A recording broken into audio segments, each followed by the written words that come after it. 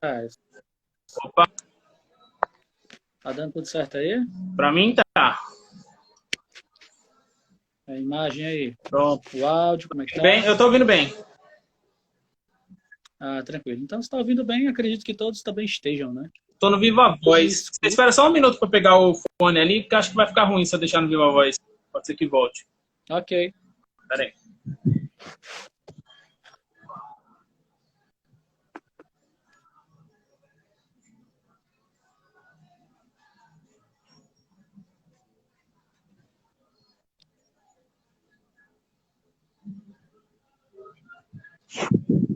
Boa tarde, pessoas.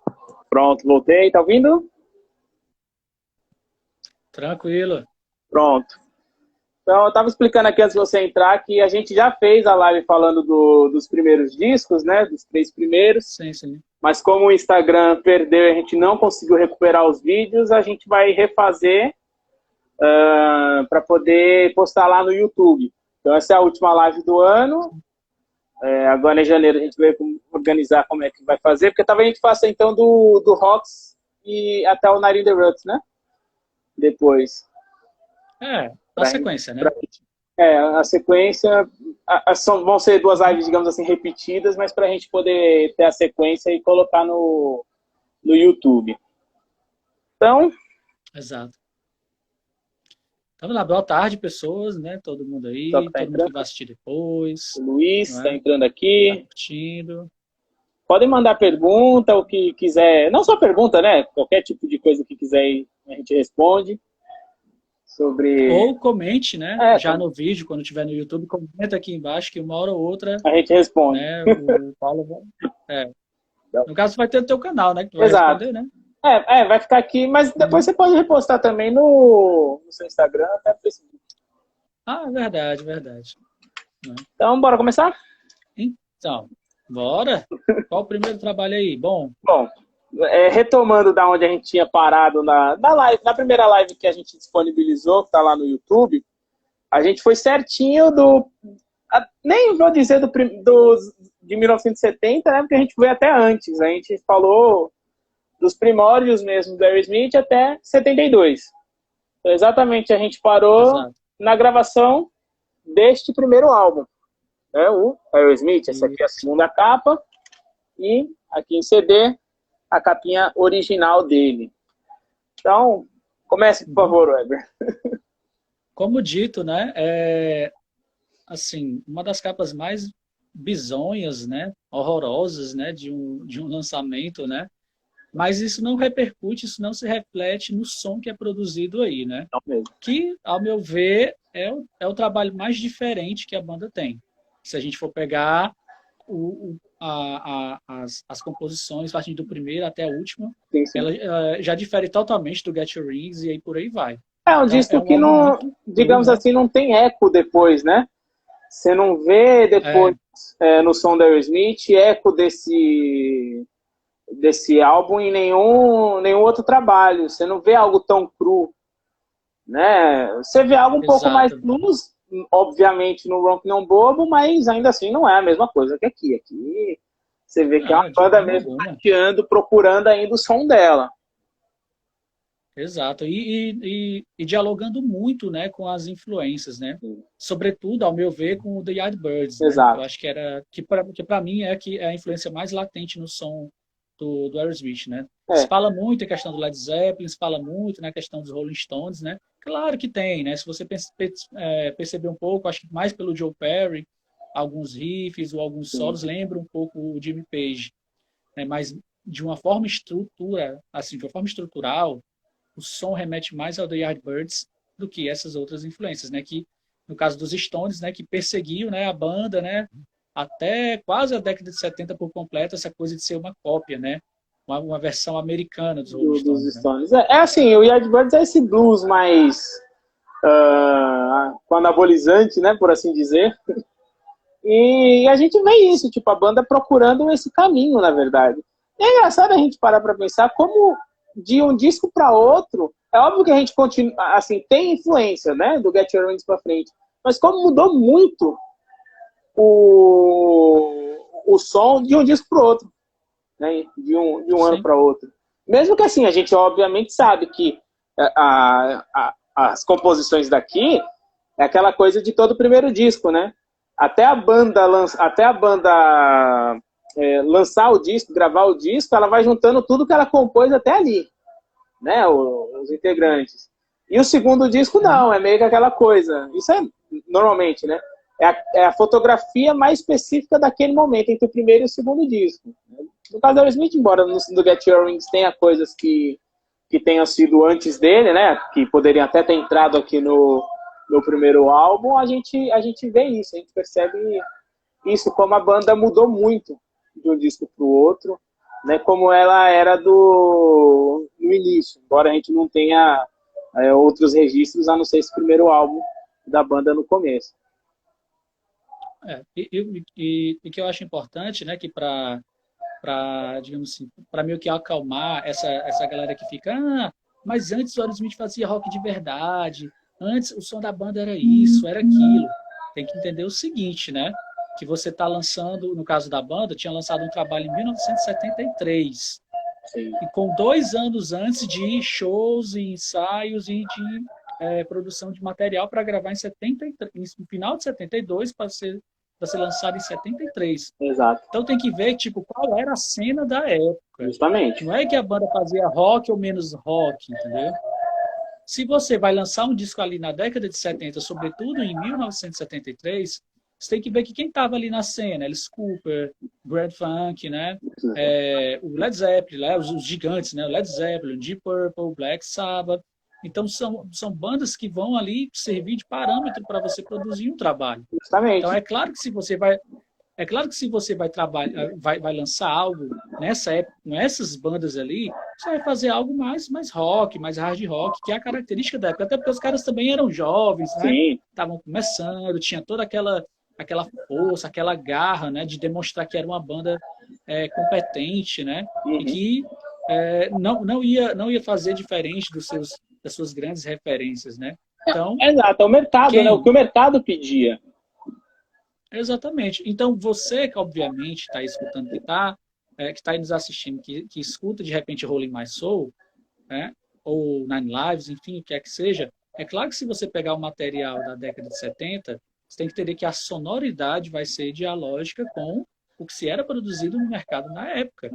Não é? É bem diferente de você pegar Girls of Summer de 2000 para cá. Então, é para a gente já perceber aí a diferença, né, sonora da banda, né? O que a banda queria atingir em termos de mercado. Porque também a gente não pode ser inocente de, assim, como a gente às vezes ouve, a banda se vendeu para MTV. Não, a banda sempre foi algo para ser comercial, e isso não é problema algum. Né? Os caras queriam vender um disco, isso aí, você tem uma banda para isso. Né? Você procura carreira nisso, você procura uma gravadora para isso, para vender disco. Então é procurar dialogar com o que o mercado tá. É claro que a gente sabe que, principalmente depois da época da MTV, a gente sente a banda um pouquinho se forçando a seguir tendências que talvez não fosse algo sincero. Você pode até dizer isso. Tanto que a banda até hoje critica muita coisa que os fãs gostam. Mas eles fizeram. Por exemplo, eu já vi a banda reclamando de Ragdoll. Ragdoll é algo muito oitentista, dialogava com aquilo, né? Se eles gostam, se não gostam, hoje em dia é outra coisa. Se achava que, como eles disseram assim, a gravadora, né, a nossa equipe fez a gente gravar aquilo, mas a gente não curtia, tudo bem, né? Você pode reclamar disso, né? Que a banda foi deixando mais escrúpulos, por assim dizer, de lado, em relação a ser comercial ou não. Tudo bem. Mas não dá para dizer que deixou de ser rock, coisa do tipo. Até porque se a gente pegar, por exemplo, o Just Push Play, né? Na época, né, ali no final dos anos 90, como é que era o rock? O que se dizia do rock? Que o rock tinha morrido, que agora o negócio era música eletrônica, né? Então, sim. Faz sentido, pelo olhar mercadológico, que a banda fosse seguir um caminho mais pop, mais eletrônico. Óbvio que tem as coisas lá da banda, né, de guitarra, mas faz sentido também, querendo vender, que tenha esse caminho, né? Sim. Inclusive o Gabriel, né, comentou aí, né? Dizendo que não há problema em se vender, né, mas que faz muita falta um Rocks, um Toys ou um Get a Grip, Sem né? dúvida, sem dúvida. A gente sente falta Sem da... dúvida. Assim, ainda mais no mercado de hoje, que assim, se uma banda de rock gigante dessa lança um disco, a gente não vai esperar que vai vender 20 milhões de cópias como um Get a Grip. Tudo bem. A gente sabe que vai ser uma coisa mais, digamos assim, de nicho. Mas pelo menos que lance e faça de um som que a gente pelo menos tenha, por assim dizer, o direito de achar ruim ou não, né? Mas que tenha algo para a gente poder analisar. Mas, infelizmente, a gente não tem mais isso. Passou mesmo pro final Another Dimension. A banda disse que tem coisa lá que chegou a gravar depois disso, mas a gente não sabe nem se isso vai vir à luz do dia algum dia. Sim, sim. Mas aí, voltando, né? 50 anos. Vamos voltar a 50 anos. 50 anos, né? A banda lançou seu primeiro em 73, né? Foi ali banda de abertura do The Kinks, né? Do Motorhead. Outra banda, Motorhead, né? Que foi bastante relevante para a época, né? Eu tenho até alguns cartazes, eu acho que eu cheguei a te mostrar algumas coisas da época. Uma Mahavishnu Orchestra também. Bem, né? Que não tem nada a ver com o som do Aerosmith. E aí tem somente nada. Somente nada, cara. Nada. Mas é aquela coisa. Mas é aquela coisa, né? Que ao menos, né? Você tinha uma banda relativamente conhecida para mostrar seu trabalho, né? Que é isso que a galera queria, né? Exato. É aquela coisa, sair em turnê para tocar muito, para ser bastante conhecido, né? Para ganhar nome, para ganhar reputação e ficar melhor, obviamente, tecnicamente, né? Enquanto músicos, né? E também assim, foi uma boa experiência. Mesmo que seja um público nada a ver com o Aerosmith, às vezes num público lá de 10 mil pessoas, você consegue lá pescar 100 pessoas, né? Que te deem atenção e vá atrás do que você lançou e tal, né? Meio que também a função da banda de abertura é isso, né? Mesmo que não tenha nada a ver o som um com o outro, né? Então... Exato, né? Diga. É importante salientar que a banda, ela não vende, ela não vira uma banda de milhões no início, né? Que isso é importante. Porque geralmente quando a gente vê as biografias e tudo mais, a banda com o trabalho inicial vendeu 2 milhões. Não foi assim. É bem deixar claro. A banda ralou muito, somente lá depois do Toys é que esses trabalhos começam a vir novamente a ser relançado, né? A vendagem, né? Volta a aumentar, ser significativa, né? Porque se você pega, por exemplo, se você olhar hoje no Wikipedia lá, fala que esse álbum vendeu 2 milhões de discos, então dá a impressão errada de que ele vendeu 2 milhões de discos na época, e não é, né? Ele só foi, acho que, pegar esse certificado em 1986. Né? E ele foi ter, assim, a melhor posição, tanto do Dream On como single, como desse álbum. Ele só foi chegar, né, no chart mais alto deles em 76, quando relançou. Na verdade, em dezembro de 75 saiu, mas pegando ali o gancho do Toys in the Eric, né, que é o primeiro disco de sucesso. E aí em 76 é que Dream On chega a um top 10, esse álbum bate ali top 20, top 40 da Billboard, né? E aí pega uma certificação. Mas na época, ele não fez barulho nenhum. Até uma coisa que a banda reclama de nem sequer ter... Foi ignorado de tipo não ter críticas nas principais revistas sobre o disco. Aqui a Columbia não deu bola, digamos assim, para a banda, que investia muito pouco na divulgação do disco, ainda mais porque na mesma época saiu o Bruce Springsteen, e aí eles quiseram apostar mais neles do que no Aerosmith, e também é compreensível, né, pelo som e tal, tudo bem, a gente não vai dizer que tá certo ou que tá errado, mas praticamente, se a gente olhar, o Aerosmith era uma banda de guerrilha, né, atrás do público, era uma guerrilha, tipo, de cidade em cidade, de grãozinho em grãozinho, para fazer o nome deles. Exatamente, né? E as músicas, né, eram eram aquilo da época, né? Sim. Aquela questão do rock bem influenciado pelo blues, né? Bem hard rock, né? Sim. Que eu lembro que, inclusive, tinha muita comparação também, não só com os Stones, mas com os próprios New York Dolls, né? Muito que era a onda, né? A sensação do momento. Exatamente, mas musicalmente não é porque você, assim, porque admiramos a banda, mas se você escutar o primeiro trabalho do New York Dolls e o primeiro do Aerosmith, você vai ver que o trabalho do Aerosmith é muito melhor. Muito mais consistente, né? Ele... Exato. É porque o New York Dolls, o que acho que impressionava mais a crítica era a coisa visual deles, né? Os, né? Então, essa coisa mais visual que a gente não vai ter em disco e que a gente vai perdendo com o passar dos anos, né? A gente vai perdendo a surpresa que era, entender a surpresa que era ver uma banda daquele tipo na época, entender, assim, tipo, como, querendo ou não, a gente vai, passando os anos, vai diluindo as coisas, tipo, o que o New York Dolls fez lá no começo, né, em questão de imagem, e que impressionou, aos poucos vai normalizando, a gente perde a referência, né, do que é que impressionou tanto. Se a gente ouvir o som, disco por disco, o Aerosmith ganha, né? Mas a gente tem que pensar nesse contexto da época também. Né? Por que o New York Dolls chamava atenção e o Aerosmith não, mesmo com um som mais consistente.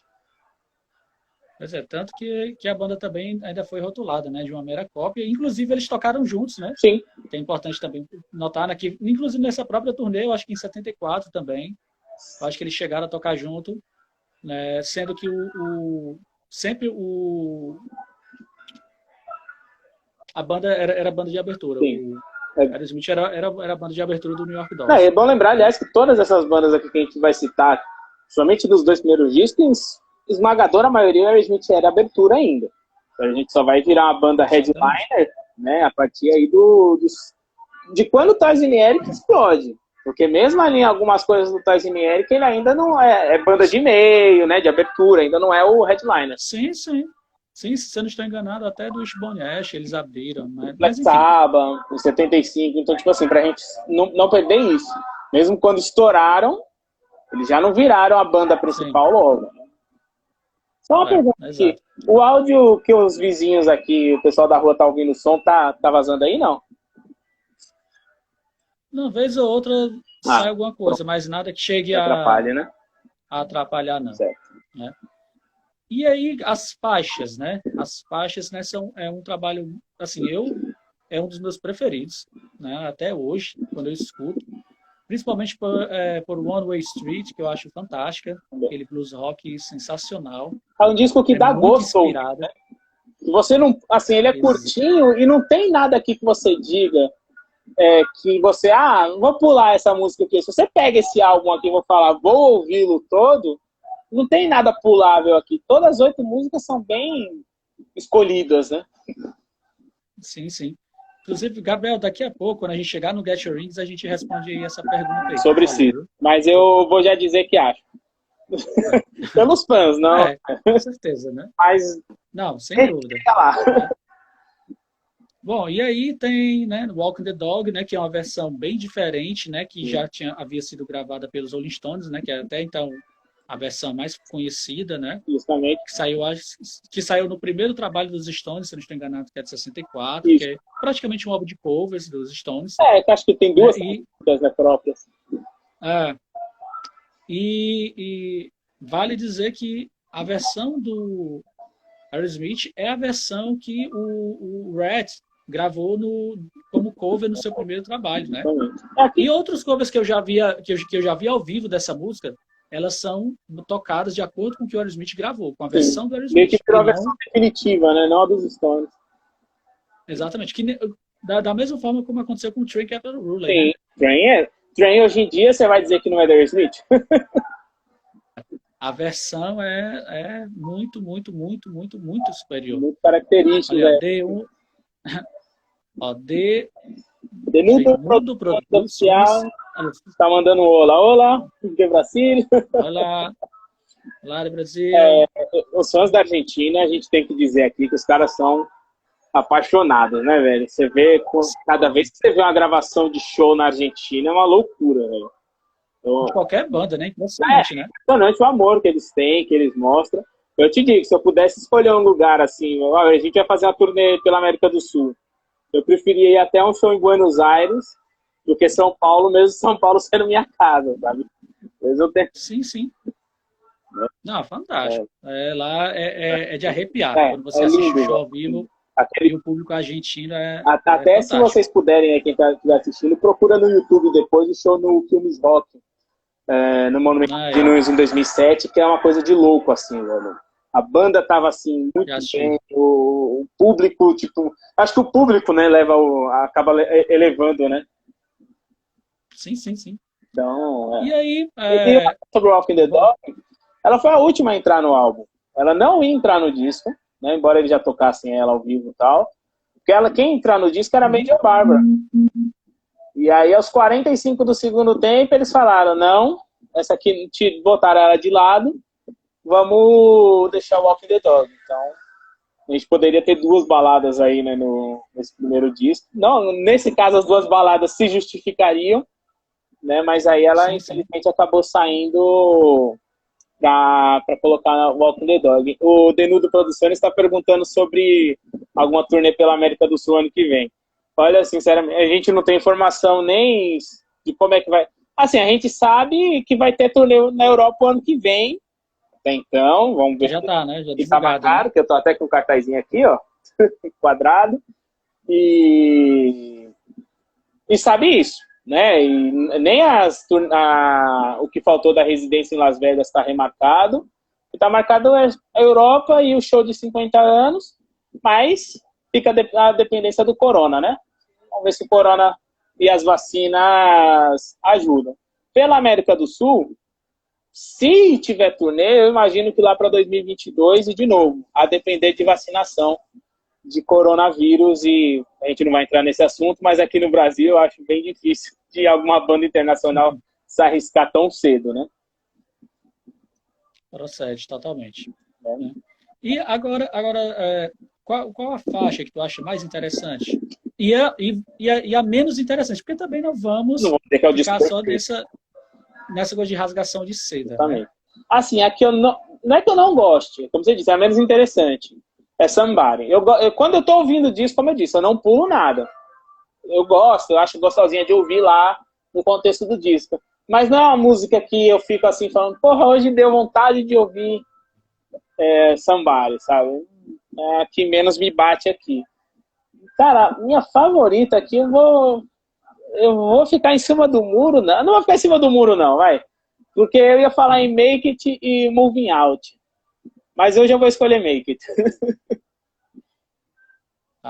Pode crer. Não, Make It é foda, bicho. É fantástico para o que diz mesmo o trabalho na questão da abertura. Aquilo ali é fantástico, porque eu acho que essa música deveria durar por muito tempo ainda do show, porque ela traz muito dessa coisa da banda que está chegando, da banda que está se apresentando. Então, né? Mostrando o que é que eles são, né? Não só a letra, mas o som também. E Make It, aquela versão regravada em 2007 para o Guitar Hero, é coisa de louco. Eu até prefiro essa versão regravada do que a original, assim, né? Preferência minha. Mas, velho, não é foda. Essa música é foda. É que assim, o Aerosmith tem muita música de abertura, né? De show. Isso aí não é uma banda que só tem uma, 2... Não é um Roberto Carlos que parece que só tem emoções para abrir show, né? A gente tem muita coisa para abertura. Mas Make It deveria ser usada muito mais do que foi e do que não é utilizada hoje. Desde 2003 que os caras não tocam essa música. Gente, a música dessa ficar quase 20 anos no banco de reservas é brincadeira, né? Sem dúvida, né? Porque traz um pouco também da história e da memória da banda, né? Sim. Porque tocam Dream On porque, obviamente, foi um sucesso comercial. Mas tirassem, garimpassem outra do álbum, né? Era uma forma de prestar até mesmo... Um tributo, né? Para si mesmo. Eu acho que, por exemplo, ela seria ideal para abrir a residência em Vegas. E eu cheguei a pensar que ela seria utilizada, porque teve aquela questão, né? de 50 anos, em comemoração. Então, eu pensei que eles iam revisitar de alguma forma, né, a discografia deles todos. Não, e era o que eu imaginava, assim, que quando começou a falar da Residência, falaram do Gilles Martin, né? O filho do George Martin fazendo coisas de engenharia de som e tal, e falando que ele estava mexendo em coisas de arquivo, né? De som, e eu, porra, essa residência aí, os caras vão falar do Steven contar histórias, né? Sobre as músicas, eu pensando. Eu imaginava assim, né? Eles indo em uma ordem cronológica, né? Começando, por exemplo, com Make It, e aí, sei lá, mano, tipo, tocando as músicas, falando, coisa assim. Mas no final das contas, o que a gente viu foi que tem uma introdução que deve ser isso que o Gilles trabalhou de quase 30 minutos, lá misturando as músicas, né? E várias imagens de arquivo, e depois um show normal, né? Aí depois voltou ao básico, né? Por mais que seja uma puta estrutura legal, né? Sim, sim. Mas eu pensei que seria, né? Visto ali do primeiro, pega umas duas, pega umas três, sim. Aí do Get Your Rings, aí vai faz passando, um medley, né? De algumas de determinados discos. Né? Para mim era ao menos isso, né? Um medley, né? Pronto. Ao menos isso, né? Para relembrar todos esses 50 anos. Né? Pô, velho, eu sinto muito. O Kiss, ele, assim, ele tem aquele setlist carne de vaca, né? De sempre deles. Mas eles têm o Kiss Cruise. E aí no Kiss Cruise eles tocam coisa que os fãs, mais que nem a gente, assim, né? Doido. E que tem um grana, evidentemente. Sim. Querem ouvir, que eles não tocam há muitos anos. E o Aerosmith falta um Kiss Cruise. Sabe, um lugar que, assim, ó, aqui sim. A gente vai tocar raridade, a gente vai tocar coisa que os fãs mais, né, maluco assim, queiram ouvir. Sim, sim. E aí, né, voltando aí... E pra você, qual é a faixa que você menos te interessa nesse álbum? Eu acho que eu vou ficar com Walk on the Dog. Eu gosto dela, mas é aquela coisa. Eu vou escutando. Já no final, é aquela que se estivesse ali também. Se tivesse meio de massa. Mas eu acho que Major não servia para encerrar, não. Não, para encerrar também acho que não. Mas se tivesse ali entre ela e Walk the Dog, se eu fosse escolher para botar nesse álbum, acho que eu ficaria com Major Barbara. Mas talvez até porque... Não, eu ficaria com Walk the Dog mesmo. Não, mas acho que é muito porque eu acho que ela é muito injustiçada, sabe? Ela Sim. É uma música muito legal e aí, tipo, ela sempre fica no quase, né? Ela quase entrou no primeiro disco, quase entrou no Get Your Rings, dizem que quase entrou no Rocks e nunca sai, né? Aí quando saiu, nos anos 80, fizeram aquela remixagem que, sinceramente, né? É muito bonitinha a música, porque ela não perde, né? O que é a música, mas aquela remixagem oitentista não me bate muito, não. Prefiro a do Pandora's Box mesmo, a original. Sim, sim. E teve outras músicas, né, que não foram incluídas, né? Teve uma que o pessoal chama, que não tem nome, na verdade, conhecido, né? O pessoal chama de Lay Down Suzy, que eles tocaram num show em 73, né? Meio blues, sim, assim. Sim. Então, ela ficou perdida na história, né? Tanto pelo nome, quanto que se ela é um cover, o que ela é, ninguém sabe. On the Road Again, sim. Que entrou no Pandora's Box. Muito boa, por sinal. É ótimo, né? Muito boa. Então, tipo assim, não deveria ter sido excluída, a meu ver. Ela não também deveria acho ter que sido não. excluída. Talvez até se fosse para botar um cover, fosse ela. Sim, sim. Né? Então, assim, você vê que a gente está falando aqui, o disco tem 8 músicas e mais de pelo menos 3 outtakes. 2 a gente vê a qualidade muito boa. Era um disco que podia ter 10 músicas tranquilamente. Tem espaço no vinil para isso. Exato. E não era assim, e não iam ser 2 músicas que, como chamam de fillers, né? Elas não iam estar lá para encher linguiça. Eram 2 músicas que fariam sentido. Poderiam estar lá tranquilamente. Você falou de One Way Street mais cedo, né? Um pouco antes. E, puta, que música, velho. Sensacional. Essa tem que rasgar muita seda. Tem que rasgar muita seda. Aquela versão dela no Mamaki Music Hall em 94, que saiu até nesse Greatest Hits aqui, como bônus, ela é assim, fora de série. Pra mim, beira a perfeição, beira a perfeição. Porque o Steven estava altamente inspirado quando fez essa versão, né? Joe e Brad estavam sensacionais. E olha que é muito difícil. É muito difícil dizer que o Joe é um guitarrista sensacional. Viu? É muito, muito difícil. Né? Porque assim, acho massa aquela coisa, né? De, pô, é legal, aquele contraponto com o Steven e tal. Mas desde o primeiro momento que eu vi o Joe Perry solando e depois eu vi o Brad, cara, não rola. Comparação, né? Já tem outros vídeos, né? Nossos comentários sobre isso, mas não rola. A figura quase mítica, né, do Joe Perry, né?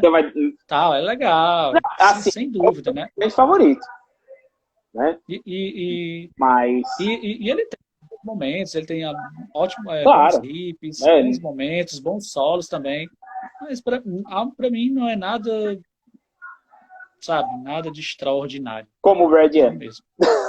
Como o Brad, né? O Brad é... Aí sim é um guitarrista injustiçado. Puta demais. Ô, velho, às vezes, cara, eu até boto meme na página sobre isso, vira e mexe, velho. Como não dão atenção pro Brad. Assim, a gente sabe que é pros três, né? Pro Brad, pro Joey e pro Tom. Mas o Brad acho que é o que mais dói você ver que as pessoas não dão o devido crédito. Pois é, porque você vê que o cara é bom. Demais. Você vê que o cara é bom. Não é que você tá tentando dar luz a um cara mais ou menos. Você tá um cara que é bom, bicho. Ele é diferenciado, velho. Ele é um cara diferenciado. É que ele não tem, como você disse, aquela aura de Guitar Hero, né? A imagem mítica que o Joe tem. Né? Tudo bem, que não é obrigado. Mas a gente tem que... A gente precisa, né, velho? Dar o devido crédito. E nesses dois perfis aqui, tanto do Memes in the Attic quanto do Aero Memory, a gente defende Brad Whitford. Sem sombra de dúvida, né? E aí, cara, com relação ao primeiro trabalho, né? A turnê foi até 74, né? Não, final de 73, dezembro de 73, porque aí eles já entraram para gravar o Get Your Wings. Que sai em março, né? Exato. Antes da gente ir pro Get Your Wings, a gente tem que falar de Dream On, né? Por mais que, assim, a gente já... porque é tão batido, né? Passa por ela. Né? A gente... Sim. A gente já se acostumou tanto com ela que a gente esquece. Mas não pode esquecer, ainda mais no tipo de discussão que a gente tá tendo aqui, né? Pra mim, assim, é a música mais... eu não digo que é a melhor, não. Não tô dizendo isso. Mas eu acho que é a música mais significativa, talvez, da carreira da banda. Sabe? Não de sucesso, não de ser a melhor música. Nem a que define o som da banda.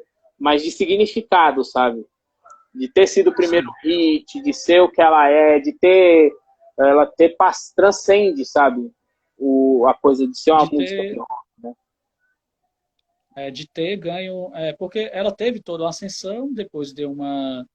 Né? Ficou ali pelo limbo mesmo do rock e tal, e eu acho que da década de 90 pra cá foi que ela teve um hype maior, entendeu? Sim. E 2000 pra cá, então...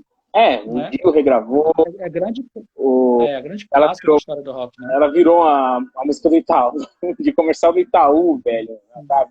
Né? Um negócio assim inimaginável. Então, assim, por isso que eu digo que é a música mais significativa, né?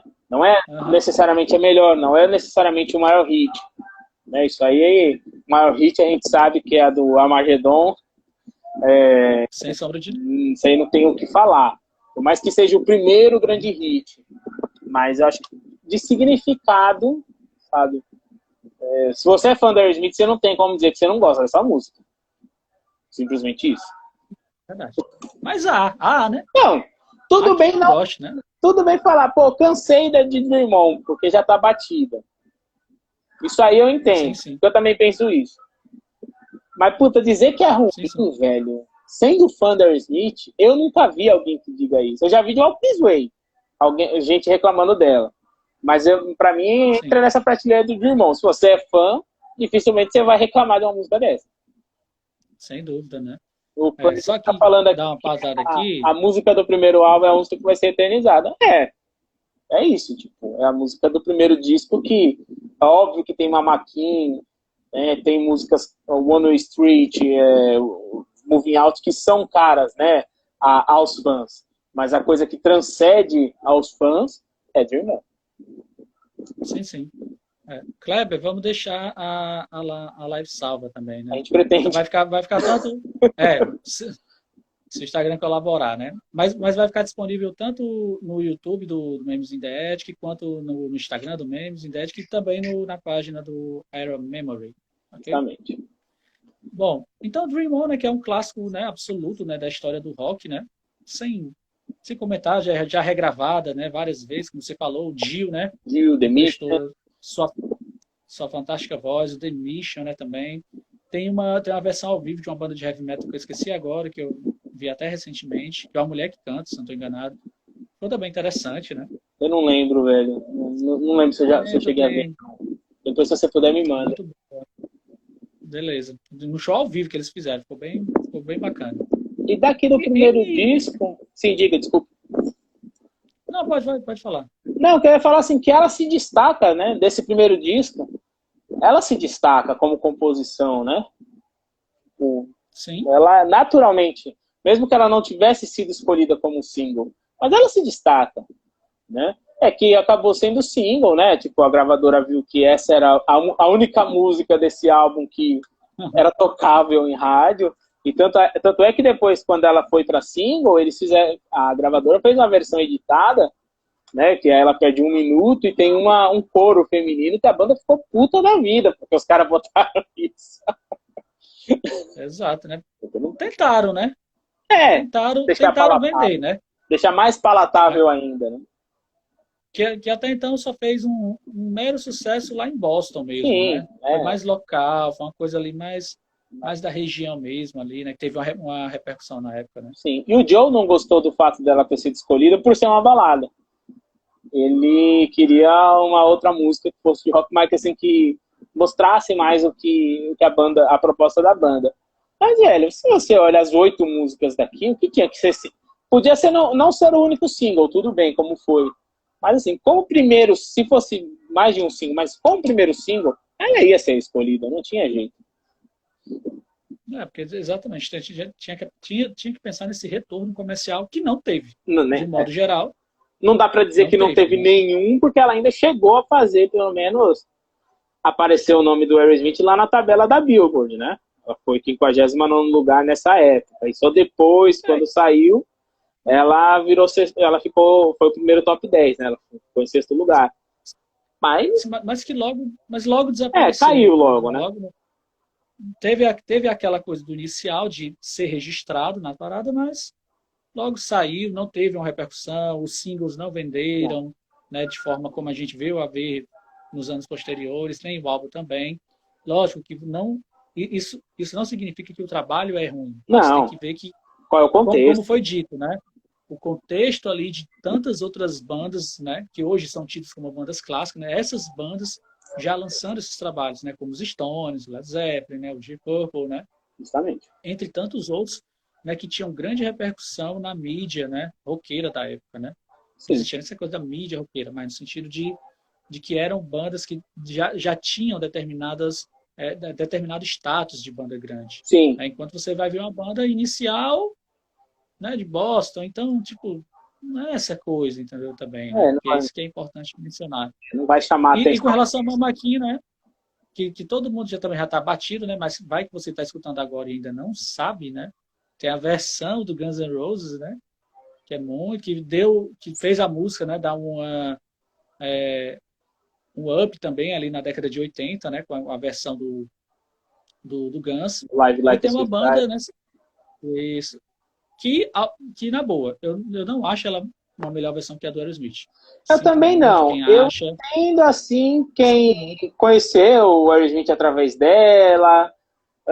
Eu entendo até que ela tenha ficado mais famosa do que a do Aerosmith em certo ponto, porque foi o Guns que gravou e tal, né? E depois que ela foi relançada num disco de sucesso que foi o Lies. Mas sim. Não é a melhor, nem fudendo. Não é. Eu não acho, entendeu? Agora, assim, eu acho que a música, ela influenciou a própria banda. Sim. Em qual sentido? Por exemplo, Na versão do Guns, você nota que entra o solo do Slash. Uhum. Eles colocam um tempinho a mais para o Slash solar. E no Aerosmith praticamente não tinha isso. Era só aquele tempinho para voltar a música e tem um barulho lá que é uma guitarra, mas enfim, não é um solo, né? E isso influenciou posteriormente as versões ao vivo do Aerosmith. O Aerosmith toca a versão do Guns N' Roses. Sim.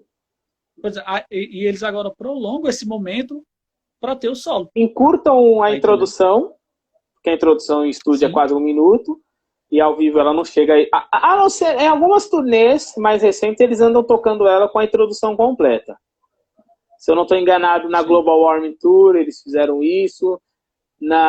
Agora na residência, sim, mas eles fazem isso normalmente quando tem alguém com saxofone, quando eles têm saxofonista. Né? Mas antes era isso, eles davam uma cortada na introdução e faziam o solo no meio mais estendido do que a versão de estúdio. Pois é, e que ficou melhor ainda, né? Sim. Porque dá espaço pro Brad, né? Solar, dá espaço pro Joe também. Então, eu achei agora que ficou bem melhor do que antes. Eu gosto mais ao vivo devido a essa... hoje para mim tá melhor. Né? Antes não. Antes eu preferia de estúdio mesmo. Mas agora que eles deram essa abertura para os solos, e justamente baseado nessa versão que o Guns fez, sim, sim. Né? Ficou show. Aí fantástico. Ficou realmente de alto nível, né? E aí aqui para fechar o primeiro disco, a gente só não falou, só para não deixar passar batida, a gente falou de Moving Out, Moving Out, a primeira música que eles escreveram, né? O Steve e o Joe juntas, ainda lá no apartamento que eles dividiam. Então, é o marco zero da Aerosmith, e ela estava no primeiro show. Ela foi tocada no primeiro show. Sim. E o Write Me a Letter, que aí depende de como você chama, porque eu chamo de Write Me a Letter, porque era como estava no selo do disco, se eu não estou enganado. Também chamo desse jeito. Mas aqui, Write Me a Letter. Dá dando pra ver? Deixa eu ver. Aqui, ela só fica Write Me. Então aí depende de como você chama. Sim. Né? Eu chamo de Write Me a Letter. E me pedindo para escrever o nome da música, eu vou escrever assim. Não, sem dúvida. E, puta música. Puta música.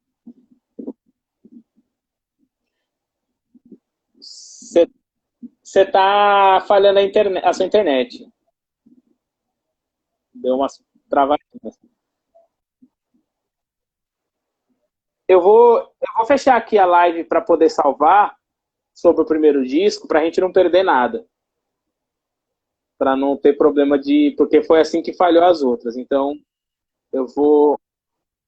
Oi, tá ouvindo? Eu vou interromper aqui e vou salvar.